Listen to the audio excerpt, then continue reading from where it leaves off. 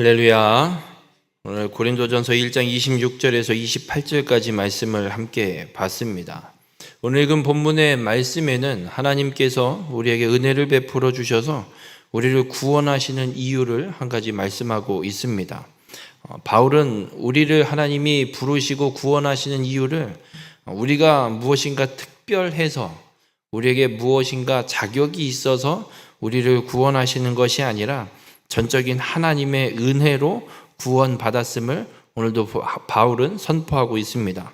오늘 이 말씀을 통해서 바라기는 우리 모든 성도님들의 삶이 우리를 구원하시는 하나님, 그 하나님의 은혜로 온전히 살아가는 귀한 축복의 삶이 되시길 주님의 이름으로 축원합니다.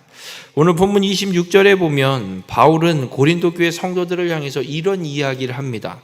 형제들아, 너희를 부르심을 보라. 육체를 따라 지혜로운 자가 많지 아니하며 능한 자가 많지 아니하며 문벌 좋은 자가 많지 아니하도다라고 이야기합니다.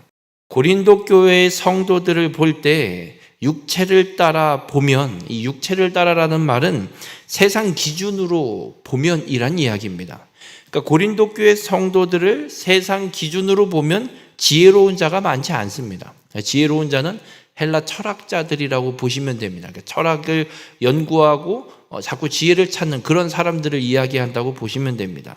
그리고 능한 자는 재력가 혹은 정치가 혹은 이 사법부 이런 쪽에 어떤 권력을 갖고 있는 사람들이라고 보시면 되고, 문벌 좋은 자들은 귀족이나 상류계급 사람들이라고 보시면 됩니다. 고린도 교회 성도들을 보면 세상 기준에 따라서 보면 어디에도 잘난 사람이 한 명도 없다라고 이야기합니다. 고린도 교회 성도들을 향해서 바울이 이야기하는 거예요. 너희 형제들을 봐라. 너희들을 서로를 봐라. 어디 너희들이 잘난 구석이 뭐가 있냐? 어디 잘난 사람들이 얼마나 많이 있냐? 없지 않냐? 너희들이 정말 소위 잘 나간다는 사람들 누가 있냐? 없다라고 이야기를 합니다. 그러면서 바울이 어떤 이야기를 하냐면 하나님이 세상에 미련한 것들을 택하셨다라고 분명하게 선언하고 있습니다. 그럼 하나님께서 왜 이런 미련한 것들, 약한 것들을 택하실까? 아무 이유 없이 택하실까? 하나님 분명히 말씀합니다. 미련한 것, 약한 것, 천한 것, 멸시받는 것, 없는 것들을 택하셔서 강한 자, 있는 자, 이들을 멸하시기 위해서, 패하시기 위해서 이들을 택하신다. 부끄럽게 하기 위해서 미련하고 약한 것들을 부르시고 택하셨다라고 말씀합니다. 이게 무슨 말씀이냐면 우리가 성경을 살펴보면 하나님이 역사를 이루기 위해서 사람들을 부르시는 사건들이 많이 기록되어 있습니다. 하나님께 부름받은 사람들을 보면 재미있습니다. 하나님이 이스라엘 민족을 만드시는 12지파, 12명의 야곱의 아들들이 한 건 목동입니다. 양치기들입니다. 양치기들을 불러서 엄청난 민족을 이루는 씨앗으로 하나님이 사용하셨습니다. 또 사사기에 보면 12명의 사사들이 기록되고 있는데 이 12명의 사사들을 살펴보면 온전한 사람이 하나 없습니다. 오른손 불구, 여자, 농부, 이방인, 어디 하나 똑바로 된 사람이라고 볼 수 있는 내용, 사람들, 사사로 세워진 적이 없습니다. 왜 하나님께서 이런 자들을 부르시느냐? 세상의 것들을 부끄럽게 하기 위해서 하나님이 부르셨다라고 이야기를 합니다. 하나님께서 그러면 이 미련하고 약하고 아무것도 없는 이런 자들을 불러서 하나님이 사용하시는데 어떻게 세상을 부끄럽게 하시느냐예요. 아무것도 가진 것이 없는 이들을 어떻게 부끄럽게 이들을 부르셔서 부끄럽게 하시느냐. 특별히 고린도 교회를 향해서는 하나님이 베푸신 은혜가 있었다라고 말씀을 드렸습니다. 고린도전서 1장 5절부터 보면 하나님이 고린도 교회 성도들에게 은사를 주시는데 모든 일, 모든 언변과 모든 지식이 풍족하게 하십니다. 말을 잘하고 모든 지식들이 풍족하게 허락하셨고, 그리고 7절에는 너희가 모든 은사에 부족함이 없이 우리 주 예수 그리스도의 나타나심을 기다림이라 라고 기록합니다. 하나님께서 미련하고 연약하고 가진 것도 없고 보잘것도 없는 고린도 교회 성도들을 은혜를 베푸셔서 불러 모아놓고 이들에게 은사를 허락하시고 성령을 부어주시고 지혜를 허락하여 주시고 하나님이 은혜를 부어주셔서 세상에 잘난 것들을 부끄럽게 만든다라고 하나님이 말씀하고 있습니다. 세상이 아무리 잘 나가고 똑똑하고 지식이 있어도 하나님께서 미련한 것을 부르시고 그에게 성령을 부어주셔서 은사를 허락하시면 세상 아무리 잘 나간다고 해도 성령 받은 자와는 비교할 거리도 안 됨을 잊지 마시길 바랍니다.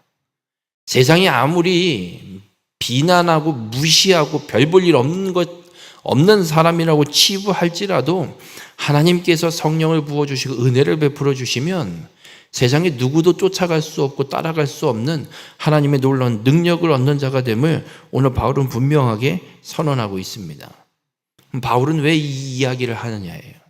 너희도 보잘것도 없는 것들, 하나님이 불러다가 은사를 주셔서 세상을 부끄럽게 만드셨다라고 하는 이유가 뭐냐예요. 고린도 교회는 분파를 나누어서 지금 분쟁하고 있습니다. 서로 잘났다고 우리 파가 난 아볼로파, 난 바울파, 게바파, 우리 파가 더 잘났다, 우리가 더 정통이다 싸우고 있습니다.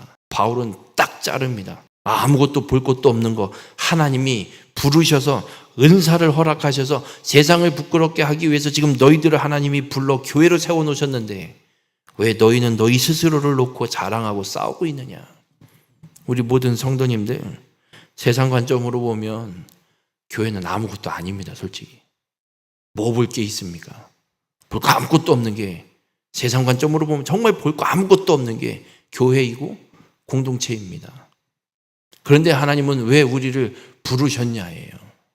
우리를 불러 세상에 복음을 온전히 전하게 하심으로 세상에 모두 있는 것들을 아무것도 아닌 것 부끄럽게 만들기 위해서.